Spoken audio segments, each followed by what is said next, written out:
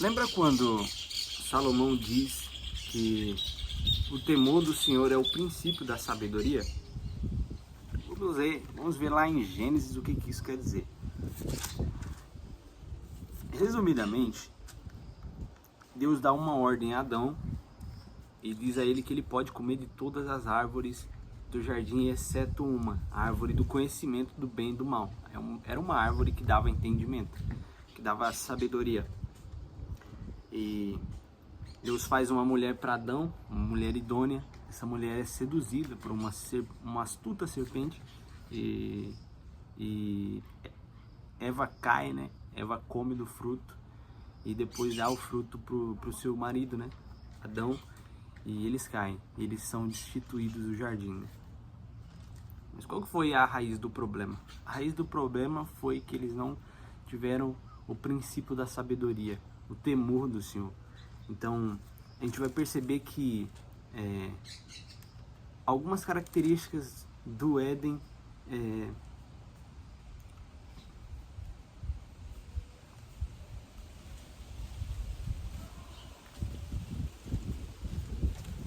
a gente vai ver que Deus fez tudo de uma forma muito perfeita, né? Por exemplo, Gênesis 1:28, né?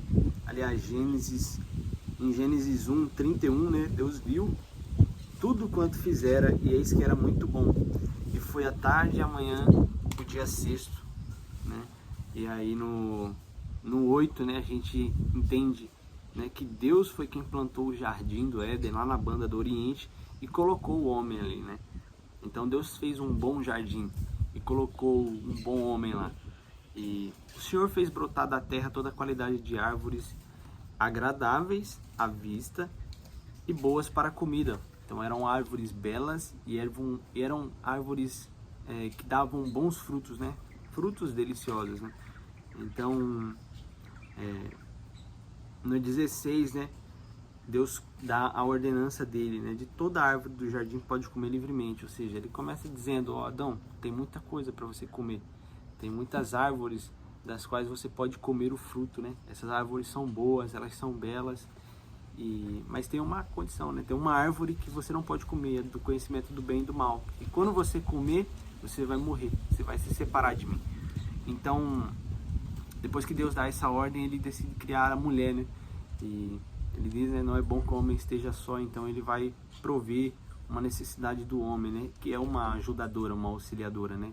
E algumas versões vai dizer que essa mulher ela tinha que ser idônea, né? E Deus fez a Eva da costela de Adão idônea, uma ajudadora. E Adão, ele até diz depois, né? Agora sim, essa é ossos dos meus ossos, né? Adão se torna até um poeta no momento em que Deus lhe dá essa mulher. E aí o texto do capítulo 3 vai terminar dizendo: ambos estavam nus, o homem e sua mulher, e não se envergonhavam. E qual foi o problema no fim das contas, né? Que a serpente, ela vem, né? E ela pergunta para a mulher, né? Deus disse que vocês não podem comer de nenhuma dessas árvores? E ela fala, né? Não, a gente pode comer de todas, né? Menos uma, que é a árvore do conhecimento do bem e do mal. E aí a serpente, ela diz, né? Se vocês comerem dessa árvore do conhecimento do bem e do mal, vocês vão ser iguais a Deus, tendo sabedoria, tendo entendimento, sabendo discernir o bem e o mal como Deus sabe.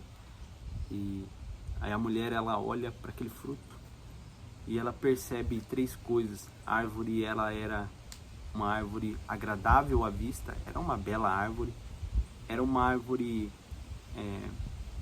prazerosa, ela era boa para se comer, só que ela tinha uma característica a mais que o diferenciava das outras árvores.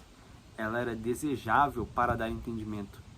Aquela árvore ela de certa forma, ela imantizava com Eva, porque ela tinha esse elemento, ela dava entendimento, dava sabedoria.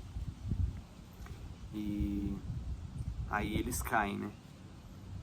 E qual foi o problema?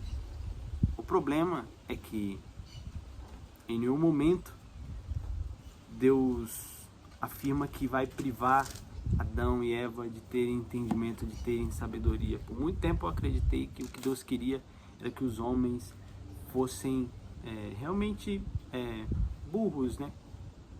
E até algumas pessoas interpretam dessa forma, né? E até justificam as ações de Eva, né? E de Adão, porque Deus não estava querendo que eles tivessem entendimento. Mas nós aprendemos ao longo das Escrituras que Deus ele é fonte de entendimento. Ou seja, toda a sabedoria que existe, a gente percebe isso principalmente pela história de Salomão, né? Jó também, Deus está falando ali, né? Ele é o dono da sabedoria, né?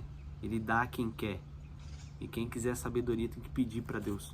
Então, Deus ele é a fonte de sabedoria.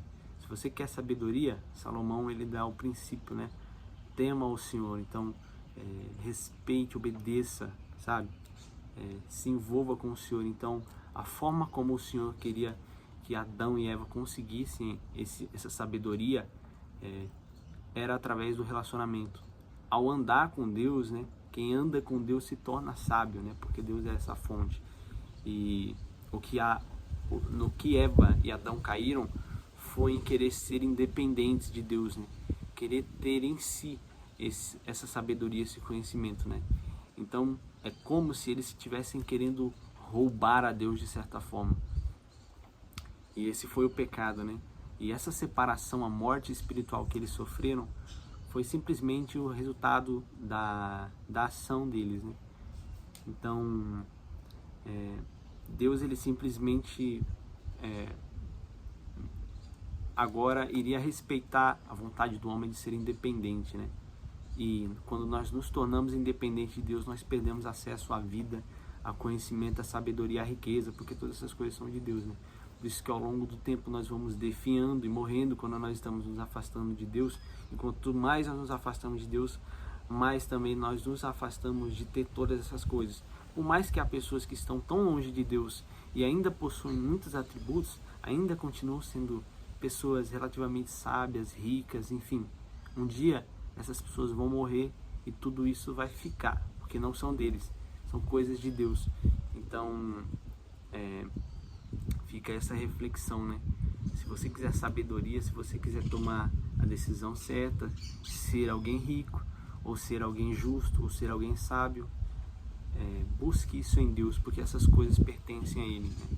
Não tente roubar a Deus, não tente engambelar a Deus, não tente ter essas coisas em você, porque não é nosso. Essas coisas vêm de Deus.